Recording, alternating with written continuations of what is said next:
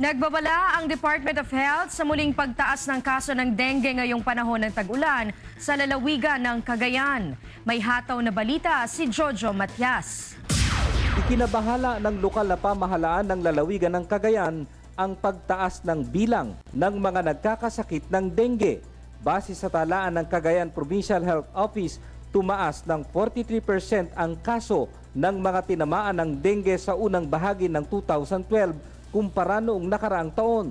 Mula buwan ng Enero hanggang Agosto ngayong taon, umabot na sa 828 na kaso ng dengue ang naitala ng DOH sa lalawigan at 7 rito ang nasawi. Sa kaparehong panahon noong 2011, 581 lamang ang naitala at 2 lang dito ang nasawi. Pagdating ng July, ito yung medyo grabe na kasi 156 last year, 392 na this year at 5 yung namatay compared sa 1 lang last year.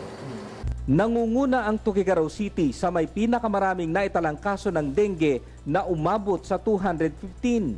Sinusundan ito ng bayan ng Baggao na may 150 cases, 53 sa bayan ng Tuaw, 51 naman sa bayan ng Alcala at 45 cases naman sa bayan ng Sulana. Namahagi na rin ng mahigit 20,000 mosquito net ang Cagayan Provincial Health Office sa 29 na munisipalidad sa lalawigan.